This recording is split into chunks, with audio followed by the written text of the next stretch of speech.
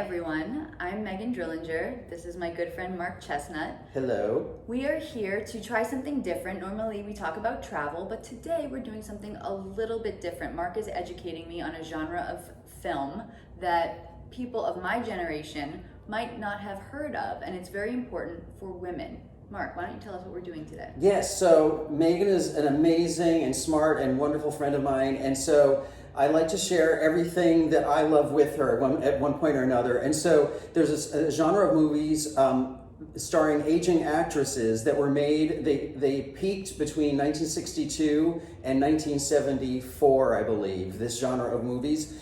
Because at that time in Hollywood, if you were a female, if you were an actress over age 45 or 50, there weren't many roles out there for you. There still aren't that many, but it was even worse then. They basically considered that your career was over. If you were a man, that wasn't the case. So it wasn't fair at all. But in 1962, a movie came out called Whatever Happened to Baby Jane. And it was such a big hit with Joan Crawford and Bette Davis, who at one point had been some of Hollywood's biggest stars. But they were in their 50s when they made this movie. And it wasn't expected to be a big hit. It's a psychological thriller, basically, and a very bizarre movie, a very bizarre plot. But it became a huge hit. And that spawned this whole genre of movies that I call the genre aging actress exploitation movies. Some people refer to them as psycho-biddy movies, which I think is disrespectful, or grande dame guignol movies, and I think there's another term too, but I can't remember. So Did I thought, you call it hagsploitation? yes, that's true. Yes, That's what hooked me. they call it hagsploitation films as well, and which I find is disrespectful too. But at any rate,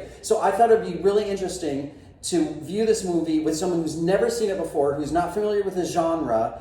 And so I want to find out what Megan thinks, and representing her age category and being a woman in the 21st century, how she feels about the representation, all of that. So what do you know about this genre then? I know nothing about it, but what you had said to me, what drew me in, is that from my perspective now with social media, now where we are with age, with women, and I said this to Mark, that women are seeing images now of women like Jennifer Lopez and Jennifer Aniston, who are 50 and fit and gorgeous, and age isn't stopping them. And to hear that women in their 40s and 50s were considered over the hill at this point for films was contradictory to what it is now. And I think maybe we've come a long way, but not as far as we should. Not as far as we should, but definitely we've come some. So that's a good thing. And you are familiar with Jennifer Lopez. You are familiar with Joan Crawford and Bette Davis, yes, though, right? but only in name. Okay. Oh, have you ever seen any movie with either one? No. Okay. So this will be your introduction to two big names and a partially forgotten genre of movies then. I'm very excited. Okay, so let's see what Megan Drillinger thinks about Whatever Happened to Baby Jane.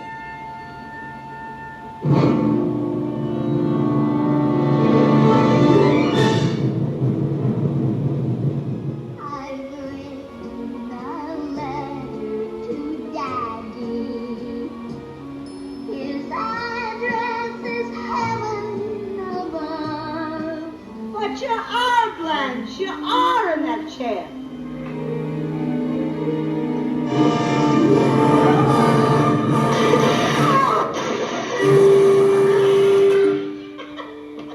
And so now, Megan Drillinger, you have seen Whatever Happened to Baby Jane. And what are your thoughts? What do you think? There were so many levels. I did not expect to get as much out of that emotionally as I actually did.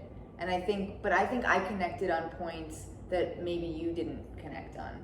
I really empathized with Baby Jane. I saw a lot of myself in her, as scary as that is to say, but I understood how she got to where she was before the end. So you'd say that obviously the movie is considered camp and campy, but you feel that there's more to it than that then? So much more. Whoever wrote the screenplay understands psychology and family dynamics and development very, very, very well. There was a lot of psychological things in that were very far advanced. And we fall down. Oh my gosh, we fell down. Oh no! But now we're back. Okay, so since this is your first time viewing it, were there any particular scenes or aspects of it that really struck you? Yes. I don't want to give anything away though. Well, it's a very old movie. It is an old movie, so yeah. There's no So spoilers. spoiler alert, if you haven't seen it, stop here and come Right back now. later. But yes, if you have seen it, then let's hear what she has to say.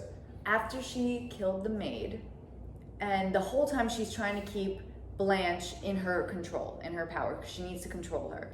But after she killed the maid, her gut reaction is, Blanche, help me, what do I do? That just shows how much she needed her and how much she really did depend on her and thought of her as a figure that helped to shape her. Right. As much as she tried to sabotage Kind of like her. a grown-up figure or something to turn to. She Right, was the because that's grown-up. true. She was the mother figure. Right. Yeah. And when she turns around and says, Blanche, and runs up the stairs. So that's true. But I also felt her deep pain. Sometimes, I don't know about all of you out there, how you handle your anger, but when I get very upset, sometimes I say things, I don't kill anybody, but I say things I don't mean, and then the person I usually say them to is the person that I look to then help me. So there was just so much there. Very interesting. Okay. And yeah, and since the first time I saw this movie, I was like 12 or something. I was way too young to have seen it. But yeah, one of the elements that is common in these aging actress exploitation movies, there's a lot of elements actually that are common in most of them that I like. And one of them is the realism, because like I mentioned to you, like there's frequently a deposition. What do I want to say? Disposal of the body scene. Oh yes. So it's not like a lot of movies in Hollywood where you kill somebody and, well, that was a fun plot point and then we forget about it. In movies like this, if somebody dies, you have to see like, all right, what are we going to do with the body? How are we going to keep people from finding out what we did and that sort of thing? So it gives a more urgency and realism in a way and more psychological levels. My anxiety was going up and down the entire film because it was very highly logical, and it's like, oh, I could see how it got to that point. If I was in that position, I would feel this way. Right. Yeah, it keeps like snowballing out of control. And also another element that became a common element in most of this genre of movies is that it's not Hollywood in the sense that people that you want to survive frequently don't. And so I feel like in a lot of Hollywood movies, when somebody dies, you don't really care about it in many cases. In a lot of movies, it's just like a plot point or an element to move the plot forward, but you don't really care. Or else, the good people end up triumphing in the end. Mm-hmm. And in this, it doesn't have like a totally happy ending. And people that you wished would survive and you thought were going to be like the saviors, like Elvira, they don't make it. So I think that's interesting too. I think also I would have wanted to know how this was received in the early 1960s when it came out, because from the beginning, I felt such compassion for Jane from the very beginning, and then at the end to find out that all along she wasn't the villain, that Blanche was the villain all along. That made perfect sense to me. But I didn't think that she was a villain to begin. Despite all the things that she has done, I understood where that came from. But I wonder if the word is escaping me. The what? How she the psychological intelligence back then, when people in the theater watching this, if they could have what they thought of it. I mean, I was shocked. Although granted, I was 12 years old, so I would have been shocked by anything. But I was surprised by that ending. And every time I've seen it with a virgin to the movie like you, like everybody's always shocked at the final scene, which I think is a really interesting, dramatic, turning point, right? Well, in psychology, you have all these terms like gaslighting and projection, and it was just a perfect example of how we can really mess with someone's mind, and it shapes their entire life. Right. Yeah, so many different elements here. So I think slowly but surely, I hope that I'll be able to talk her into seeing more aging actress exploitation movies. You don't have to talk me into it. I am ready to go. And if you've seen many of them out there, you know that a lot of them are really, really bad. Some of them are so bad they're really good. Some of them are bad and just boring. Is this considered bad? No, this is the first one, so it's considered. Thought it was wonderful. Yeah, this was considered very good, and it started the whole thing because it made so much money. It got such great reviews. That's how the whole thing started, and ended up creating work for a lot of actresses over age 45 and 50 and 55 and all that. So it was good in a way for their careers. But some of the movies were really bad. Some, like I said, some are bad and good. Some are bad and just boring and not worth it. But there are at least 2 or 3 others that I think are good. Hush Hush Sweet Charlotte, which is the semi non-sequel to this movie that they were supposed to be in together, but then Joan Crawford pulled out. She pretended to be sick.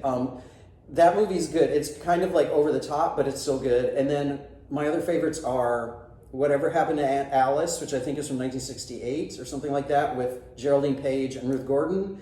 And what are the other good ones? I need some of my other friends here to remind me. At any rate, slowly but surely we'll view some more. Ruth Gordon, that was Harold and Maude, right? Yes, exactly. Can we do that one time? Yes, we should. I just love that movie. And that would be good. I haven't seen that movie in a long time. Okay. And I love Cat Stevens. Oh, cool. Yeah. So also, like, if anybody who ends up watching this video, if you have opinions about any of the movies in this genre or recommendations about movies that maybe we haven't seen or that you want us to watch and give our feedback, because Megan is so good with her insight. The fact that she was empathizing more with Baby Jane from the beginning, and she somehow knew. Because I come from a weird family. She comes from a weird family. But weird families are the most interesting families, right? That's a beautiful spin. Right. And on that note, thank you so much for joining us. I have to go write a letter to Daddy now. we love you. Bye.